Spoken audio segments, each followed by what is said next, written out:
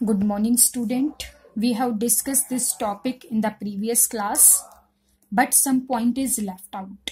So I am telling you the fourth point, and fourth point is lender of the last resort. Lender, what do you mean by lender? Lender means credit. Credit means उधार देना. Of last resort का मतलब होता है सहारा, spot. ठीक है. Now as a commercial bank lends to individual, it means that commercial bank किसके साथ डील करता है? Individual means public. किसके साथ डीलिंग करता है? पब्लिक के साथ डीलिंग करता है. किसको क्रेडिट देता है? पब्लिक को.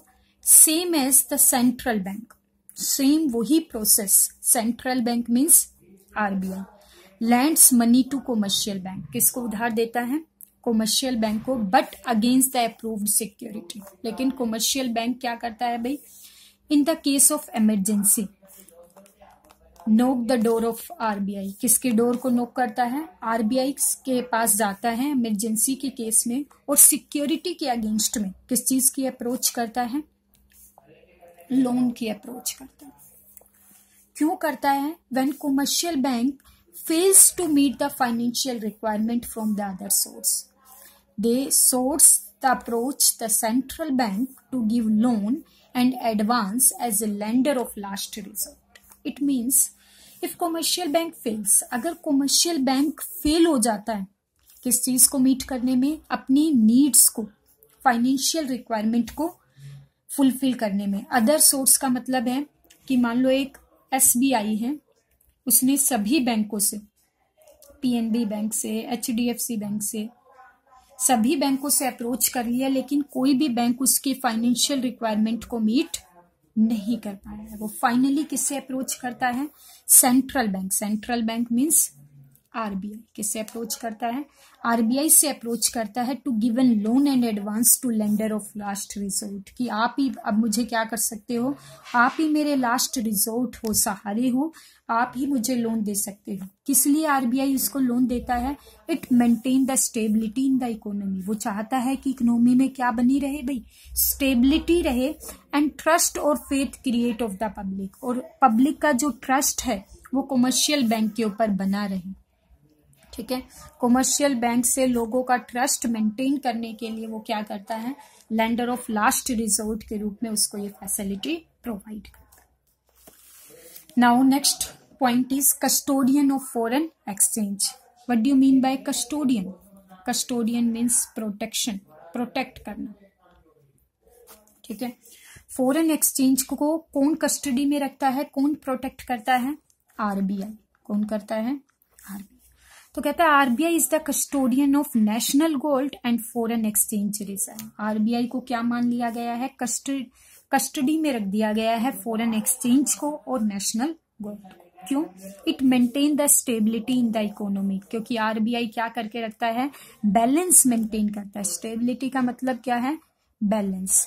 बैलेंस का मतलब है हमारी कंट्री में इन्फ्लेशन डिफ्लेशन आता रहता है, उस स्टेबिलिटी को मेंटेन करने के लिए हम किसको कस्टडी दे देते हैं? आरबीआई को कस्टडी दे दी जाती है.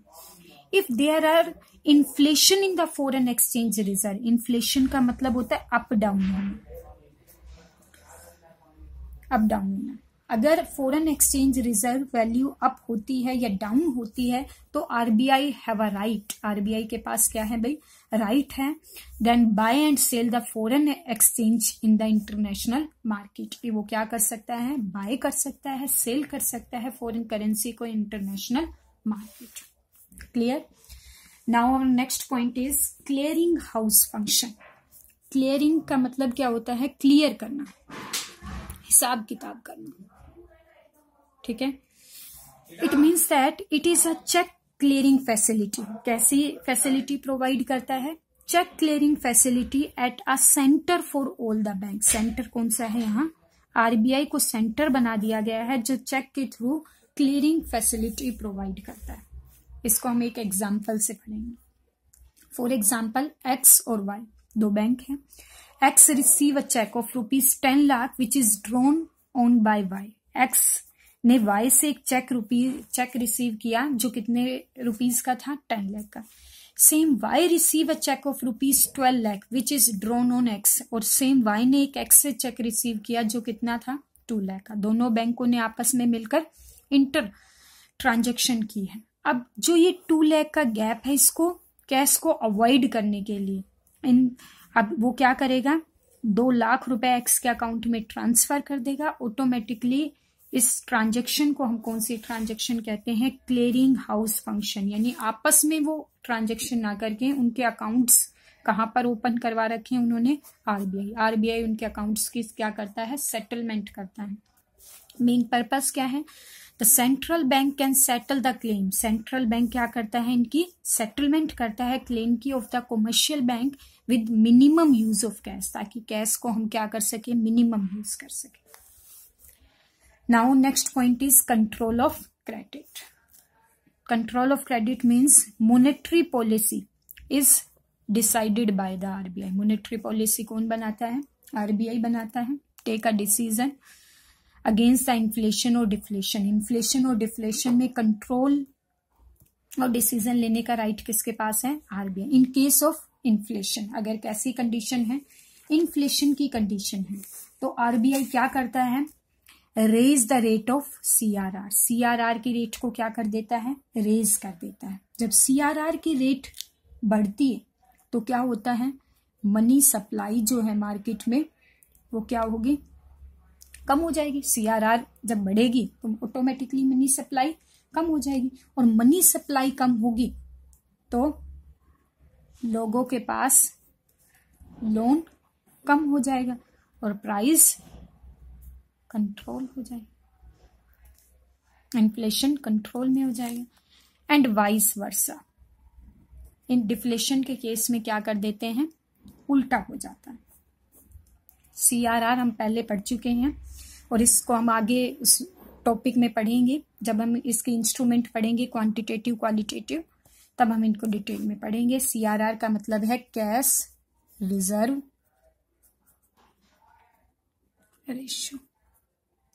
इन the case of deflation, deflation के केस में क्या करेंगे, सीआरआर की वैल्यू को कम कर देंगे। यहाँ सीआरआर को बढ़ाया है, सीआरआर को कम करेंगे तो मनी सप्लाई क्या होगी, मनी सप्लाई मार्केट में इंक्रीज हो जाएगी, लोन की वैल्यू भी इंक्रीज हो जाएगी और प्राइस डिफ्लेशन की कंडीशन में रेज हो जाएगा और कंट्रोल में हो जाएगा।